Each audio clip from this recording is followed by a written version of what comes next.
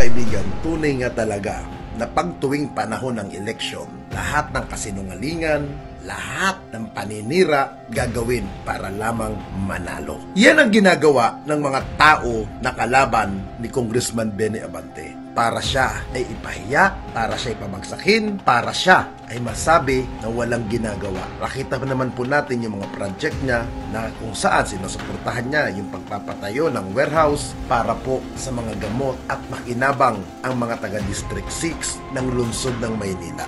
Yan ang ayaw ibalita ng mga taong gustong wasakin si Kong Benny Abante. Hindi naman siya pumapatol sa mga tao na puro dukuda, puro putak para sirain siya. Yung kalaban niya, na ewan ko kung taga Maynila ba ito, I don't know kung ito ba ay Chinese, kasi ang kanyang ipilido na 2 letra. Pero hindi ko nababanggitin ang kanyang porsyento. Sa survey po sa 6 district, 25% lamang, na kung saan si Congressman Benny Abante ay nakakuha po ng 73% laban sa 25%. Ngayon, ano sasabihin na naman ng kalaban niya?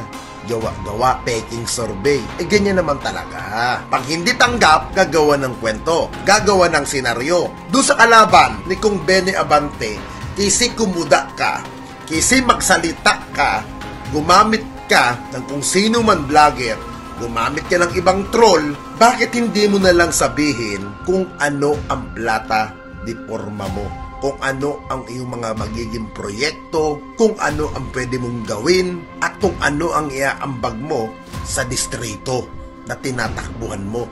Hindi yung marami kang kyaw-kyaw, sinakakahiya. Yung sinisiraan mo, hindi nga nanalo yung dating katunggalin niya na dating congressman. Ikaw pa, na wala pang napapatunayan. Dito sa sinasabi mo si Kong Benny Abante, patapos na ang term niya. Ibig sabihin, muli siyang iboboto.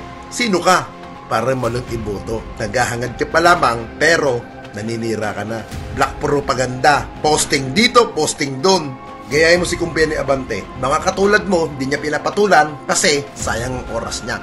Mas mahalaga kay Congressman Abante ang pagsiservisyo, ang pagmamalasakit para sa kanyang mga mamamayan na nasasakupan.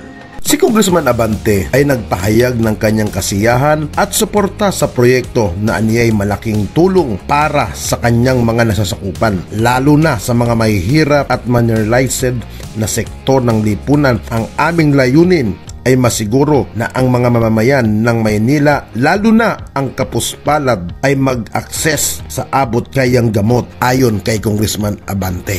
Kaya po ang proyektong yan ay sinisimulan na at tinatayo na, hindi drawing, hindi salita, bagkus may paggawa ang tanggapan ni Congressman Abante para sa lalong madaling panahon maipatayo na ang warehouse ng mga gamot para sa mga taga-lungsod ng Maynila at lalo na sa distrito sa 6 para sa ikagaganda at ikakabubuti para sa serbisyong pang-medical.